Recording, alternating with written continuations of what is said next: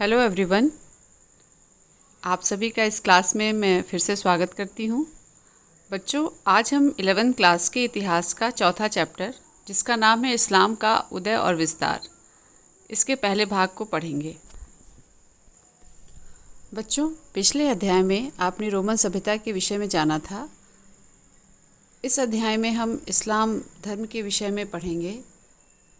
हम सभी 21वीं सदी में प्रवेश कर चुके हैं और विश्व के अनेक हिस्सों में अलग अलग तरह के धर्म हैं, अलग अलग तरह की भाषाएं हैं, सबका अपना पहनावा है, अपने रीति रिवाज है।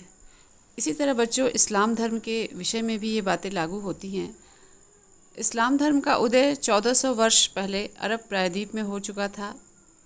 अरब प्रायद्वीप 600 से 1200 तक इस्लामी सभ्यता का मुख्य केंद्र बिंदु रहा।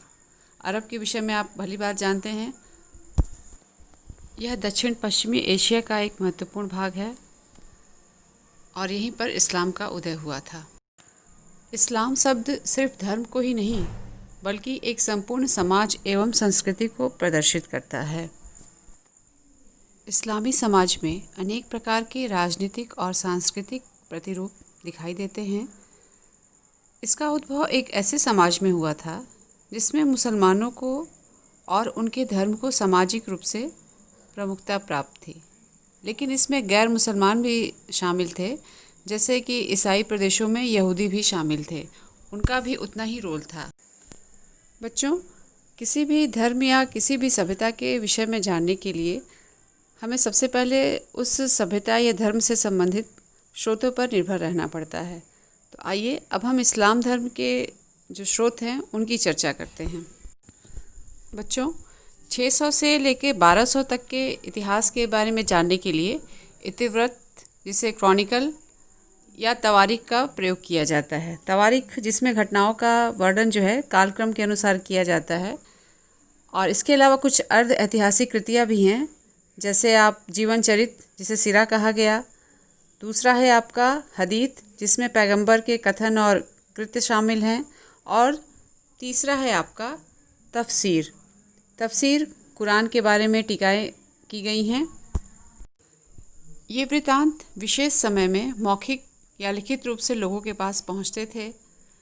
इस्लामी देशों के लेखकों की अधिकतर ऐतिहासिक तथा अर्ध ऐतिहासिक रचनाएं अरबी भाषा में ही हैं।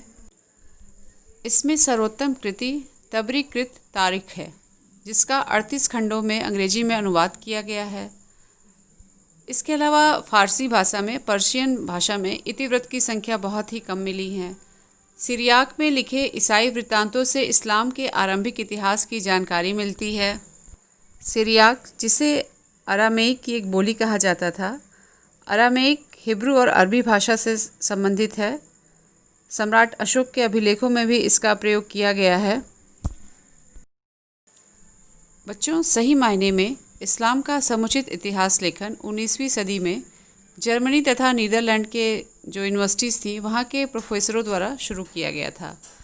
20वीं सदी के इतिहासकारों द्वारा प्राच्य विद्यों की सूचियों तथा तरीकों का अनुसरण करके और नए विषयों को शामिल करके इस्लाम के इतिहास के क्षेत्र का विस्तार किया गया।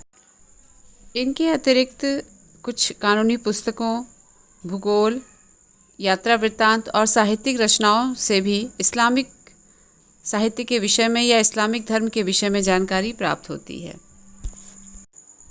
इस्लाम का जन्म। आखिर इस्लाम धर्म का उदय अरब में हुआ कैसे? आइए इसे जानते हैं। बच्चों, आपने पैगंबर मोहम्मद का नाम सुना होगा। इन्होंने सन 612 से लेकर 632 तक एक ईश्वर यानी अल्लाह की पूजा करने का और आस्तिकों के एक ही समाज की सदस्यता का प्रचार किया। एक ईश्वर की या एक अल्लाह की पूजा करना ही इस्लाम का मूल था। वैसे तो पैगंबर साहब जो थे ये सौदागर थे और इनके माता पिता बचपन में ही मर गए थे। इन्होंने अरब में ही अपनी शिक्षा दीक्षा प्राप्त की थी और कहा भी जाता है कि भाषा तथा संस्कृति की दृष्टि से ये अरबी थे। 612 ईस्वी में पैगंबर मोहम्मद ने खुद को खुदा का संदेशवाहक यानी रसूल घोषित किया और लोगों को ये बताया कि मुझे ये प्रचार करने का आदेश मिला है कि केवल अल्लाह की इबादत की जानी चाहिए। इबादत की विधियाँ बड़ी सरल थीं, जैसे दैनिक प्रार्थना, जिसे सलात कहा गया, और नैतिक सिद्धांत, खैरात बांटना और चोरी ना करना।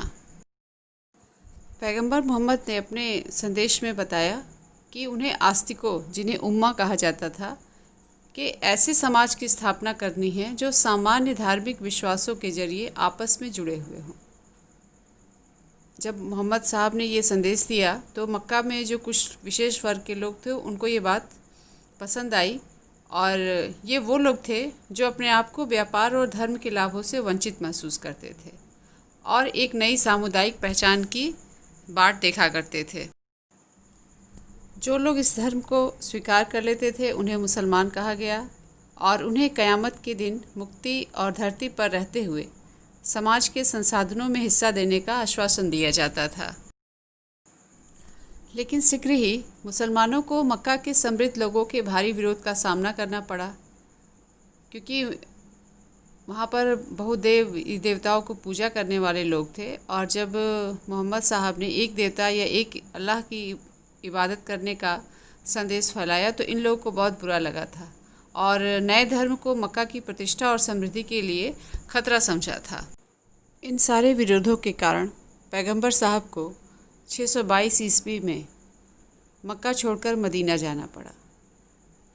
बच्चों, पैगंबर मोहम्मद की इस यात्रा को, जो हिजरा के नाम से प्रसिद्ध हुई, ने इस्लाम के इतिहास में एक नया युग या नया मोड़ ले आया। जिस वर्ष पैगंबर मोहम्मद साहब मदीना पहुँचे उस वर्ष से मुस्लिम कैलेंडर यानी हिजरी संवत की शुरुआत हुई थी। आइए बच्चों, इस्लामी कैलेंडर के विषय में आपको कुछ बता दूं, बहुत महत्वपूर्ण टॉपिक है ये। हिजरी सन की स्थापना उमर के काल में हुई थी। हिजरी वर्ष चंद्र वर्ष है, यानी चंद्रमा की गति पर आधारित है। इसमें 354 दिन, 29 या 30 दिन होते हैं, और हमारे यहाँ कितने होते हैं? 365 दिन होते हैं, तथा 12 महीने होते हैं। इनका प्रत्येक महीना अर्धचंद्र के दिन से प्रारंभ होता है और प्रत्येक दिन सूर्यास्त से प्रारंभ होता है। ध्यान दीजिएगा, सूर्यास्त से इनका प्रत्येक दिन प्रारंभ होता है। हिजरी वर्ष सौर वर्ष से 11 दिन कम होता है, यानी हिजरी का कोई भी जो धार्मिक त्यौहार होता है, जैसे आप ईद ही ले लीजिए, रोज़े जो होते हैं, ये मौसम के अनुरूप नहीं होता है। यानी कभी आप देखते हैं कि कभी मई में, कभी जून में, कभी जुलाई में, ऐसे करके इनका चलता रहता है। हिजरी सन की तारीख को इंग्लिश में लिखे जाने पर वर्ष के अंत में AH लगाया जाता है। ध्यान दीजिएगा, AH। इस्लाम का सुदृढ़ीकरण। बच्चों, जब मोहम्मद साहब ने मक्का छोड़कर मदीना में अपना स्थान परिवर्तन किया तो उन्होंने वहाँ की राजनीतिक व्यवस्था को मजबूत किया ताकि उनके जो अनुयायी थे वो वहाँ पर सुरक्षित महसूस कर सकें। उम्मा को एक बड़े समुदाय के रूप में बदल दिया गया ताकि मदीना में जो बहुदेववादी थे और यहूदी भी थे, उनको उस राजनीतिक नेतृत्व के अंतर्गत लाया जा सके। पैगंबर मोहम्मद ने शहर में चल रही कर्मकांड और जो भी नैतिक सिद्धांत थे उन्हें पूरी तरीके से परिष्कृत किया, और उनके इस करने के पीछे एक उद्देश्य यही था कि उनके जो फॉलोअर्स हैं वो अपने आप को मजबूत और सुरक्षित महसूस कर सकें। इसका फ़ायदा ये हुआ कि जो शहर में कलह चल रही थी उसका भी धीरे धीरे समापन होने लगा। उस समय मदीना में जो मुस्लिम समुदाय था वह कृषि और व्यापार से प्राप्त होने वाले राजस्व पर ही आधारित था। इसके अलावा जो खैरात कर, जिसे ज़कात कहा गया, उसकी आय पर निर्भर था। लेकिन कभी कभी ये लोग मक्का के काफ़िलों पर भी और नखलिस्तान पर छापे मार दिया करते थे। इस तरह के छापों से मक्का के लोगों को बड़ी परेशानी महसूस हुई और उन्होंने अपनी प्रतिक्रिया देना शुरू कर दिया, और उनका जो मदीना के यहूदी थे उनके साथ झगड़ा शुरू हो गया था। बाद में आगे चलकर मक्का को जीत लिया गया और एक धार्मिक प्रचारक और राजनीतिक नेता के रूप में पैगंबर मोहम्मद की ख्याति दूर दूर तक फैल गई। पैगंबर मोहम्मद ने समुदाय की सदस्यता के लिए धर्मांतरण को एकमात्र कसौटी माना। उनकी उपलब्धियों और उनके उपदेशों से प्रभावित होकर बहुत से कबीलों ने अपना धर्म बदलकर इस्लाम को अपना लिया और उस समाज में शामिल हो गए। इस तरह से देखा जाए तो यह गठजोड़ समूचे अरब में फैल गया था और धीरे धीरे पैगंबर मोहम्मद साहब की ख्याति पूरे विश्व में फैलती जा रही थी। मदीना प्रशासनिक राजधानी और मक्का उसका धार्मिक केंद्र बन गया। काबा से बुतों को हटा दिया गया। काबा, अब सबको मैं बता दूं, काबा मक्का में था और इसका आकार घनाकार था, जिसमें बुत रखे हुए थे। बुत यानी मूर्तियाँ, और उनकी पूजा मानती थी। मक्का के बाहर के जो कबीले थे वो काबा को पवित्र मानते थे और इस कारण वो इसमें अपने मूर्तियाँ रखा करते थे और हर वर्ष इस इबादत गाह की धार्मिक यात्रा यानी हज करते थे।